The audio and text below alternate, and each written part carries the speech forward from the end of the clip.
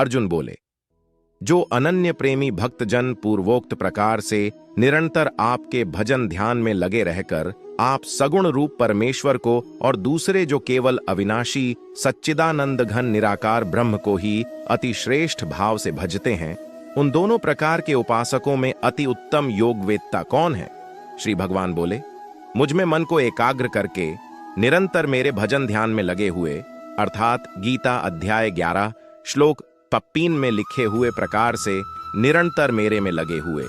जो भक्तजन अतिशय श्रेष्ठ श्रद्धा से युक्त होकर मुझ सगुण रूप परमेश्वर को भजते हैं, वे मुझको योगियों में अति उत्तम योगी मान्य हैं। परंतु जो पुरुष इंद्रियों के समुदाय को भली प्रकार वश में करके मन बुद्धि से परे सर्वव्यापी अकथनीय स्वरूप और सदा एक रस रहने वाले नित्य अचल निराकार अविनाशी सच्चिदानंद घन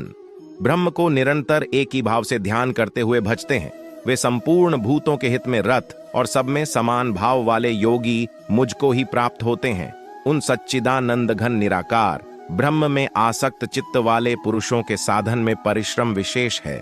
क्योंकि देहाभिमानियों द्वारा अव्यक्त विषयक गति दुख पूर्वक प्राप्त की जाती है। परंतु जो मेरे परायण रहने वाले भक्तजन संपूर्ण कर्मों को मुझ में अर्पण करके मुझ सगुण रूप परमेश्वर को ही अनन्य भक्ति योग से निरंतर चिंतन करते हुए भजते हैं।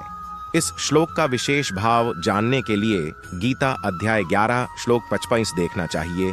हे अर्जुन, उन मुझ में चित्त लगाने वाले प्रेमी भक्तों का मैं शीघ्र ही मृत्यु रूप संसार समुद्र से उद्धार करने वाला होता हूँ। मुझ में मन को लगा और मुझ में ही बुद्धि को लगा, इसके उपरांत तू मुझ में ही निवास करेगा, इसमें कुछ भी संशय नहीं है। यदि तू मन को मुझ में अचल स्थापन करने के लिए समर्थ नहीं है तो हे अर्जुन, अभ्यास रूप भगवान के नाम और गुणों का श्रवण कीर्तन मनन तथा श्वास द्वारा जप और भगवत प्राप्ति विषयक शास्त्रों का पठन पाठन इत्यादि चेष्टाएं भगवत प्राप्ति के लिए बारंबार करने का नाम अभ्यास है।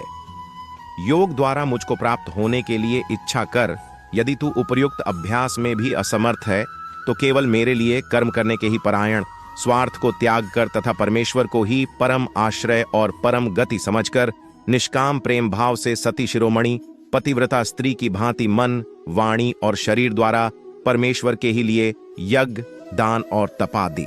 संपूर्ण कर्तव्य कर्मों के करने का नाम भगवदर्थ कर्म करने के परायण होना है। हो जा। इस प्रकार मेरे निमित्त कर्मों को करता हुआ भी मेरी प्राप्ति रूप सिद्धि को ही प्राप्त होगा।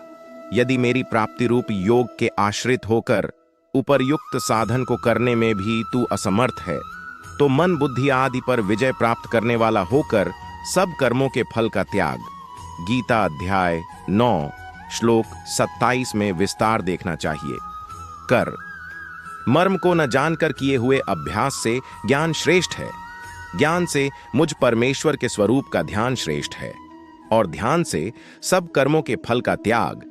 केवल भगवदर्थ कर्म करने वाले पुरुष का भगवान में प्रेम और श्रद्धा तथा भगवान का चिंतन भी बना रहता है। इसलिए ध्यान से कर्म फल का त्याग श्रेष्ठ कहाँ है? श्रेष्ठ है क्योंकि त्याग से तत्काल ही परम शांति होती है। जो पुरुष सब भूतों में द्वेष भाव से रहित स्वार्थ रहित सबका प्रेमी और हेतु रहित दयालु है तथा ममता से रहित अहंकार से रहित सुख दुखों की प्राप्ति में सम और क्षमावान है, अर्थात अपराध करने वाले को भी अभय देने वाला है, तथा जो योगी निरंतर संतुष्ट है, मन इंद्रियों सहित शरीर को वश में किए हुए है और मुझ में दृढ़ निश्चय वाला है, वह मुझ में अर्पण किए हुए मन बुद्धि वाला मेरा भक्त मुझको प्रिय है, जिससे कोई भी जीव उद्वेग को प्राप्त नहीं होता और जो स्वयं भी किसी जीव से उद्वेग को प्राप्त नहीं होता, तथा जो हर्ष अमर्ष दूसरे की उन्नति को देखकर संताप होने का नाम अमर्ष है, भय और उद्वेगादि से रहित है, वह भक्त मुझको प्रिय है। जो पुरुष आकांक्षा से रहित बाहर भीतर से शुद्ध, गीता अध्याय 13 श्लोक 7 की टिप्पणी में इसका विस्तार देखना चाहिए। चतुर पक्षपात से रहित और दुखों से छूटा हुआ है, वह सब आरंभों का त्यागी